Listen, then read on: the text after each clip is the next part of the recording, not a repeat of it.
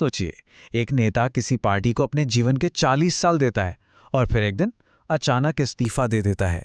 ये सिर्फ एक खबर नहीं होती, बल्कि एक तरह की चेतावनी होती है।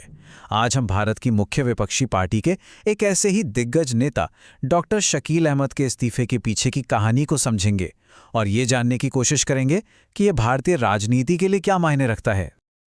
ये सिर्फ शब्द नहीं हैं, ये डॉक्टर अहमद के हैं और ये बताते हैं कि हर चीज की एक सीमा होती है ना? चाहे वो निजी जिंदगी हो या राजनीतिक। उनके लिए वो सीमा पार हो चुकी थी। ये गुस्से का नहीं, बल्कि एक गहरी, आप कह सकते हैं गहरी पीड़ा का बयान है, जो कहता है कि अब और समझौता मुमकिन नहीं था। और पता है, यही बात इस इस्तीफे को इतना ज्यादा महत्वपूर्ण बना देती है। डॉक्टर अहमद ने साफ कर दिया है कि वो ना तो कोई चुनाव लड़ रहे हैं, न ही किसी और पार्टी में जा रहे हैं, अपने या अपने परिवार के लिए कुछ नहीं मांग रहे। इसका सीधा सा मतलब यह है कि उनकी बातें किसी निजी फायदे के लिए नहीं है, बल्कि पार्टी की हालत पर एक सच्ची और ईमानदार टिप्पणी है। अब ये 20% का आंकड़ा ये छोटा नहीं है। कांग्रेस आज भी भारत की सबसे बड़ी विपक्षी पार्टी है। देश का लगभग 5वां हिस्सा उन्हें वोट देता है। तो जाहिर है, पार्टी के अंदर जो भी चल रहा है उसका असर सिर्फ पार्टी पर नहीं, बल्कि पूरे देश की राजनीति पर पड़ता है।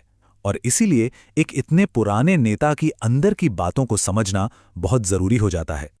तो डॉक्टर अहमद कह क्या रहे हैं? उनके विश्लेषण का सार ये है कि कांग्रेस असल में एक नहीं, बल्कि दो अलग-अलग सिद्धांतों पर चल रही है, और ये इस बात पर निर्भर करता है कि लीडर कौन है। उनके मुताबिक एक है सोनिया गांधी की कांग्रेस और दूसरी राहुल गांधी की, और इन दोनों के काम करने के तरीके में जमीन आसमान का फर्क है।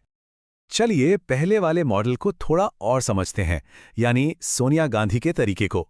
डॉक्टर अहमद के हिसाब से ये एक ऐसा सिस्टम था जिसकी जड़ें जमीनी हकीकत और सीधे फीडबैक में थीं। तो देखिए, हफ्ते में 5-6 दिन, रोज 50 से 100 लोगों से मिलना। सोचिए जरा, जब कोई लीडर अपने समर्थकों और आलोचकों दोनों से मिलता है तो उसे पता होता है कि जमीन पर असल में चल क्या रहा है। ये खुला दरवाजा था, सीधी बातचीत का मॉडल था। अब आते हैं इसके ठीक उलट तरीके पर।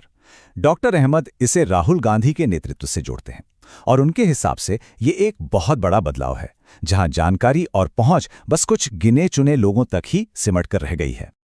ये स्लाइड ये उस फर्क को बिल्कुल साफ कर देती है जिसके बारे में डॉक्टर अहमद बात कर रहे हैं।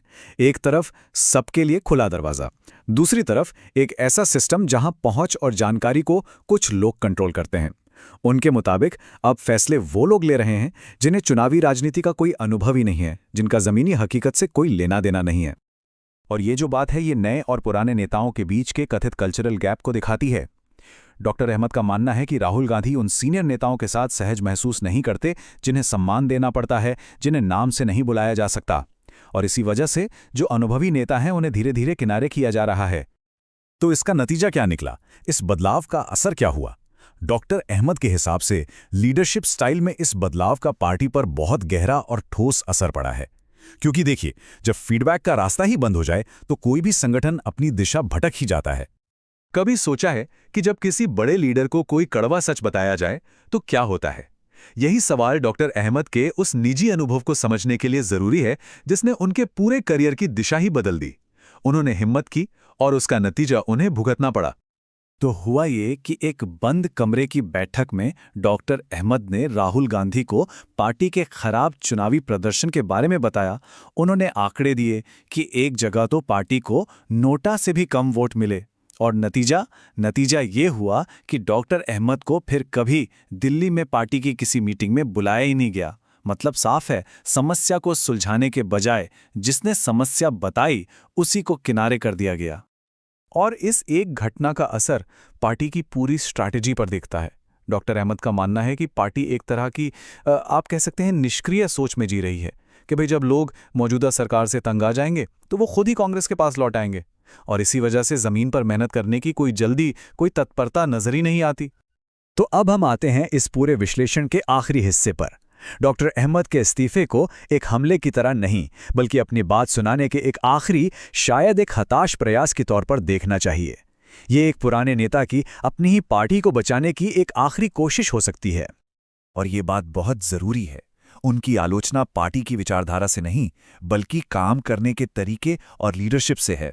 उन्होंने साफ साफ कहा है कि वो हमेशा कांग्रेसी रहेंगे, लेकिन जो मौजूदा लीडरशिप का तरीका है उससे उनका गहरा मतभेद है। और हम इस विश्लेषण को यहीं एक सवाल के साथ छोड़ते हैं। ये कहानी सिर्फ एक राजनीतिक पार्टी की नहीं है, बल्कि ये लीडरशिप के एक बहुत बुनियादी उसूल पर सवाल उठाती है। किसी भी संगठन की कामयाबी के लिए क्या ये जरूरी नहीं कि उसके लीडर वो सुनने को भी तैयार रहें जो वो सुनना नहीं चाहते? इस पर सोचना जरूरी है।